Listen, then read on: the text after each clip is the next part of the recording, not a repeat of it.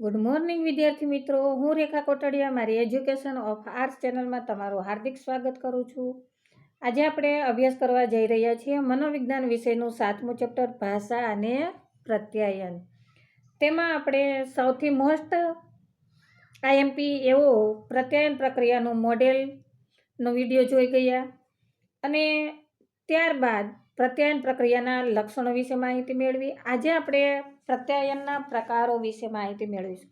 મિત્રો, તમારા માટે આ ખાસ 3 માર્ક્સ માટે મોસ્ટ આઈએમપી પ્રશ્ન છે અને 1 માર્ક્સનો શાબ્દિક પ્રત્યાયન એટલે શું અથવા અશાબ્દિક પ્રત્યાયન એટલે શું એવો વારંવાર પરીક્ષામાં પૂછાતો પ્રશ્ન પણ આમાંથી જ પૂછાય છે.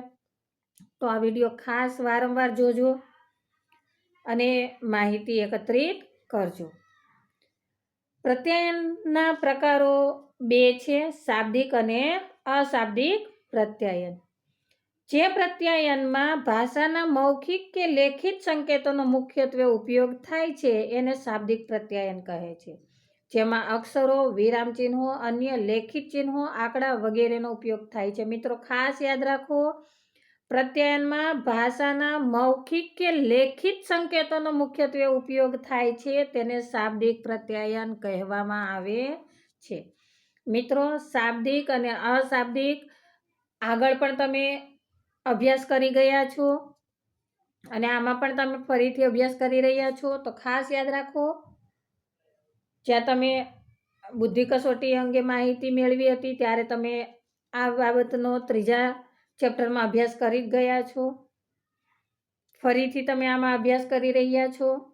તો ખાસ યાદ રાખો કે જે પ્રત્યાયનમાં ભાષાના મૌખિક કે લેખિત સંકેતોનો મુખ્યત્વે ઉપયોગ થાય છે એને શાબ્દિક પ્રત્યાયન કહે છે.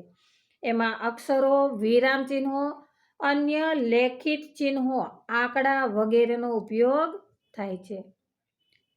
જે પ્રત્યાયનમાં ભાષાના સંકેતોનો નહીં પણ અન્ય સંકેતોનો ઉપયોગ થાય છે એને અશાબ્દિક પ્રત્યાયન કહે છે. એમાં ચહેરાના હાવભાવો, કપાળ, આંખ, નાક, ગાલ, મોં વગેરે ચહેરા પરના જે હાવભાવો એમાં આટલી બાબતો આવે. કઈ કઈ? કપાળ, આંખ, નાક, ગાલ અને મોં. શરીરના અંગોની સ્થિતિ ટટ્ટાર કે વળી ગયેલા. શરીરના અંગોની સ્થિતિ કેવી? તો કે ટટ્ટાર કે વળી ગયેલા. હાથ, પગ, માથું કે ધડનું હલન ચલન. જ્યારે તમે પ્રત્યાયન કરો છો ત્યારે અશાબ્દિક પ્રત્યાયનમાં તો કે હાથ, પગ, માથું કે ધડનું હલન ચલન, આંખનો સંપર્ક તેમજ પ્રેષક અને ગ્રાહક વચ્ચેના ભૌતિક અંતરનો સમાવેશ થાય છે. અશાબ્દિક પ્રત્યાયનમાં કઈ કઈ બાબતોનો? ચહેરાના હાવભાવો, શરીરના અંગોની સ્થિતિ, હાથ, પગ, માથું કે ધડનું હલનચલન, આંખનો સંપર્ક વગેરે તમામ બાબતોનો સમાવેશ શામાં થાય છે? અશાબ્દિક પ્રત્યાયનમાં થાય છે. શાબ્દિક પ્રત્યાયનમાં આપણે શું જોયું? તો કે લેખિત સંકેતોનો મુખ્યત્વે ઉપયોગ થાય છે કે મૌખિક સંકેતોનો? પણ કેવા? તો કે જેમાં અક્ષરો, વિરામચિહ્નો કે અન્ય લેખિત ચિહ્નો કે આંકડા વગેરેનો ઉપયોગ થાય, મૌખિક કે લેખિત. તો તે છે શાબ્દિક પ્રત્યાયન. અશાબ્દિક પ્રત્યાયનમાં તો કે ચહેરાના હાવભાવો, શરીરના અંગોની સ્થિતિ, હાથ, પગ, માથું, ધડનું હલનચલન, આંખનો સંપર્ક અને વચ્ચે ગ્રાહક અને પ્રેષક વચ્ચેના ભૌતિક અંતરનો સમાવેશ થાય. હવે શાબ્દિક પ્રત્યાયનમાં સંદેશાના શબ્દોની પસંદગી ઉપરાંત તેના ઉચ્ચારની તીવ્રતા, લેખિત હોય તો અક્ષરોનું કદ, અવાજના આરો અવરો, વચ્ચે વચ્ચે વિરામ થોભવું વગેરેની પણ અસર થાય છે. માનો કે હું સળંગ એકસાથે બોલું કે શાબ્દિક પ્રત્યાયનમાં સંદેશાના શબ્દોની પસંદગી ઉપરાંત તેના ઉચ્ચારણની તીવ્રતા, લેખિત હોય તો અક્ષરોનું કદ, અવાજના આરો અવરો વગેરે વચ્ચે વિરામ ચિહ્નો થોભવું વગેરેની પણ અસર થાય છે. જો આ પણ મારું એક શાબ્દિક પ્રત્યાયન હતું. એની જગ્યાએ હું એમ કહું કે શાબ્દિક પ્રત્યાયનમાં સંદેશાના શબ્દોની પસંદગી ઉપરાંત તેના ઉચ્ચારણની તીવ્રતા, લેખિત હોય તો અક્ષરોનું કદ, અવાજના આરો અવરોહ વચ્ચે વચ્ચે વિરામ એટલે થોભવું વગેરેની પણ અસર થાય છે. મેં બંને બાબતો એક સરખી રીતે એક જ બાબતને અલગ અલગ રીતે વાંચી. હવે તમને એમાં ખ્યાલ આવી ગયો કે ઉચ્ચારણની તીવ્રતા શું હતી, અવાજમાં આરો અવરોહમાં જે ભેદભાવ જોવા મળ્યો, વચ્ચે વચ્ચે જે વિરામ લીધો, તો આ તમને સીધી જ શાબ્દિક પ્રત્યયનમાં જે શબ્દોની પસંદગી કરી છે તેની અવાજની તીવ્રતા છે, આરો અવરોહ છે, આની અસર થયા વિના રહે નહીં. પ્રત્યયન બંને થયું, એકમાં સળંગ હતું જેમાં કોઈ આરો અવરોહ કે વિરામ કે કશું જ હતું નહીં, કે નહોતે ઉચ્ચારની તીવ્રતા. તો તમને ખ્યાલ આવે છે કે પ્રત્યયન કયું અસરકારક બને. તો સામાન્ય રીતે તીણા અવાજો મતભેદ, વિરોધ, ગુસ્સો કે ફરિયાદ સૂચવે છે, જ્યારે નીચા મંદ અવાજો વિચારની સમાનતા, સમજણ અને સંતોષ દર્શાવે છે. આ બધી બાબતો ઉચ્ચારેલા શબ્દોને જુદો જ અર્થ આપી શકે. કુશળ અભિનેતા માત્ર યોગ્ય શૈલીથી સંવાદ બોલીને જ શ્રોતાઓ સમક્ષ પાત્રના વિચાર, લાગણી આબેહૂબ વ્યક્ત કરે છે. અભિનેતા છે એમને ખાસ પોતાનો ચહેરો જે છે એ સેમ ભલે મળતો ન આવતો હોય, પરંતુ એમની જે બોલવાની છટા છે, એમની જે સંવાદ છે એ જ શ્રોતાઓને પોતાના તરફ આકર્ષી રાખે છે, અને જાણે કે આબેહૂબ એ વ્યક્તિ સામે હોય એવો શ્રોતાને ભાવ ઉત્પન્ન કરાવી શકે છે. હવે આવે છે અશાબ્દિક પ્રત્યાયન.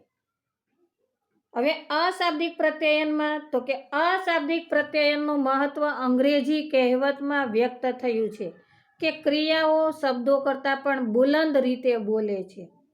તમે જે કાર્ય કરો છો, ક્રિયા કરો છો, જે હાવભાવ દ્વારા અભિવ્યક્તિ કરો છો, તે શબ્દો કરતાં પણ વધારે અસર જન્માવી જાય છે.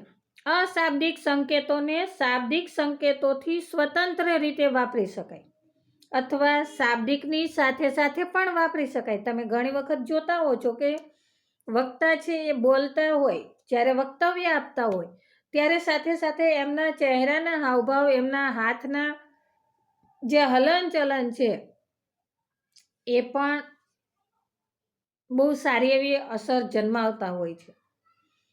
પણ સાથે સાથે વાપરતી વખતે શાબ્દિક અને અશાબ્દિક સંકેતોમાં સુસંગતતા રહેવી જોઈએ. બોલતા હોય કઈ અને હાથ હલતા હોય કઈ દિશામાં, તો એવું હોવું જોઈએ નહીં. એટલે કે તમે જે કંઈ શબ્દો વાપરો છો એ પ્રમાણે તમારા અંગોના આરો અવરોહ પણ હોવા જોઈએ, અંગોની સ્થિતિ પણ હોવી જોઈએ. નહીંતર પ્રત્યયન અસ્પષ્ટ અને ગૂંચવાડાભર્યું બની જાય. દાખલા તરીકે, તમને મળીને બહુ આનંદ થયો. એ શબ્દ બોલતી વખતે ચહેરો કરડો કે તુચ્છકાર ભર્યો હોય તો સાંભળનારને એ શબ્દો ખોટા છે અને સારી છાપ પાડવા માટે જ બોલાયા છે એમ જ લાગે. એટલે કે તમે જો આનંદની અભિવ્યક્તિ કરો છો તો તમારા ચહેરા ઉપર આનંદ હોવો જોઈએ. તમે ગુસ્સો કરો છો કોઈના પ્રત્યે તો તમારા ચહેરા ઉપરના હાવભાવ પણ ગુસ્સા જેવા હોવા જોઈએ. હસતા હસતા કોઈને ખીજાવો તો એમની અસર પડતી નથી. એ જ રીતે રડતા રડતા કોઈને શાબાશી આપો તો એ શાબાશીની અસર એટલી જોઈએ તેટલી પડતી નથી. એટલે કે તમે બોલો છો એ પ્રમાણે તમારા ચહેરાના, તમારા હાથના હાવભાવ, હલનચલન હોવા જોઈએ. કેટલાક ચાળાઓ અને ચેષ્ટાઓ દર્શાવે છે કે એ વ્યક્તિને સામી વ્યક્તિમાં રસ છે અને તેના પ્રત્યે ઉષ્મા અનુભવે છે, જ્યારે બીજા ચાળા અને ચેષ્ટાઓ એ વ્યક્તિની ચીડ, સુખ કે તિરસ્કાર દર્શાવે છે. જો અહીંયા ચાળા અને ચેષ્ટાઓ બતાવવામાં આવી છે તો એમને આપણી ગુજરાતી ભાષામાં લેવાનું નથી. આ મનોવૈજ્ઞાનિક ભાષા છે અને મનોવિજ્ઞાનની ભાષામાં તમે જે તમારા ચહેરા પરના હાવભાવ દર્શાવો છો તેમની વાત કરવામાં આવી છે. તો વ્યક્તિને રસ છે, તેમના પ્રત્યે ઉષ્મા અનુભવે છે, કે ચીડ, સુખ કે તિરસ્કાર દર્શાવે છે, એ એમના ચહેરા પરના હાવભાવ અને એમની જે અભિવ્યક્તિ છે તેના ઉપરથી ખ્યાલ આવે છે. ચહેરા ઉપરનું કાયમનું સ્મિત અન્ય વ્યક્તિઓ પ્રત્યેની શુભ લાગણી દર્શાવી શકે. કરડો, ધુઆપવા થતો ચહેરો નિષેધક મનોવલણ સૂચવે છે. સામી વ્યક્તિ સાથે આંખનો સંપર્ક લાંબા સમય સુધી જાળવી રાખવાથી રસ અને મૈત્રી સૂચવાય છે. છત તરફ કે બારીની બહાર જોવાથી સામી વ્યક્તિમાં રસ, નીરસતા કે તેની ઉપેક્ષાનું વલણ સૂચવાય છે.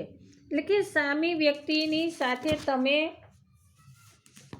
કેટલા સહમત છો,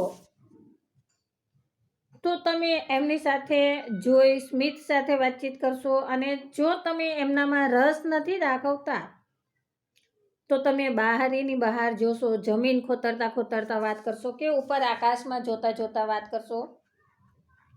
તો આ એમના પ્રત્યેનું ઉપેક્ષાભર્યું વલણ દર્શાવે છે. એ જ રીતે અન્ય વ્યક્તિની નજીક જવું સામાન્ય રીતે એના પ્રત્યેનું વિધાયક મનોવલણ સૂચવે છે. તો તેનાથી દૂર જવું કે દૂર રહેવું એ સામાન્ય રીતે તટસ્થતા કે નિષેધક ભાવ સૂચવે છે. અશાબ્દિક પ્રત્યયન ખૂબ મહત્વનું હોવાથી તેનો શરીરની ભાષા તરીકે પણ અભ્યાસ થાય છે. દાખલા તરીકે હાથ હલાવવો કે વાસો થાબડવો એ સંમતિ સૂચવે છે. અશાબ્દિક પ્રત્યાયનો વ્યક્તિના ગમા કે અણગમાનો સંકેત આપે છે. ઘણી વખત શિક્ષકો ક્લાસમાં ભણાવતા હોય છે ત્યારે તમે મોટા ભાગે અશાબ્દિક પ્રત્યાયન દ્વારા જ વાતચીત કરી લેતા હો છો. નજરથી નજર મેળવી અને સંદેશાઓની આપલે કરી લેતા હો છો. તો આ અશાબ્દિક પ્રત્યાયન બહુ સારી રીતે તમે આમ તો ઉંમર પ્રમાણે જાણો જ છો. તો આ થઈ અશાબ્દિક પ્રત્યાયનની વાત. એ પણ દર્શાવે છે કે આ વ્યક્તિ સાથે પ્રત્યાયન કરી શકાશે કે આની સાથે નહીં કરી શકાય. ઉપરાંત અશાબ્દિક પ્રત્યાયન જ્ઞાનેન્દ્રિયોના ઉદ્દીપનમાં વધારો કરે છે. ઉપરાંત તે બે વ્યક્તિ વચ્ચેના સંબંધો કેટલા ગાઢ છે તે પણ સૂચવે છે. કે અંગ્રેજી કહેવત પ્રમાણે આપણને કહેવામાં આવ્યું કે ભાઈ અશાબ્દિક પ્રત્યાયન છે તો તેમના વિશે મસ્ત વાત કરવામાં આવી હતી કે ભાઈ ક્રિયાઓ શબ્દો કરતાં પણ બુલંદ રીતે બોલે છે. એટલે કે તમે જે હાવભાવ દર્શાવો છો, અશાબ્દિક પ્રત્યાયન કરો છો, તે કદાચ શાબ્દિક પ્રત્યાયન કરતાં વધારે શ્રેષ્ઠ રીતે તમારી અભિવ્યક્તિ જે છે તે કરી શકો છો તમારા વિચારોની. કોઈને તમે એમ કહો કે ભાઈ 2 મિનિટ મારું આ કામ કરી આપશો ને, એની જગ્યાએ અશાબ્દિક પ્રત્યાયન દ્વારા તમે જો સાંકેતિક રીતે કહો તો કદાચ એમની અસર વધારે થાય. તો અહીંયા આપણે આજે માહિતી મેળવી પ્રત્યાયનના પ્રકારોમાં, જેમાં શાબ્દિક પ્રત્યાયન અને અશાબ્દિક પ્રત્યાયન. શાબ્દિક પ્રત્યાયનમાં જોયું કે મૌખિક કે લેખિત સંકેતોનો મુખ્યત્વે ઉપયોગ થાય છે, તેને શાબ્દિક પ્રત્યાયન કહે છે. અને જેમાં અક્ષરો, વિરામચિહ્નો અને અન્ય લેખિત ચિહ્નો, આંકડા વગેરેનો ઉપયોગ થાય છે.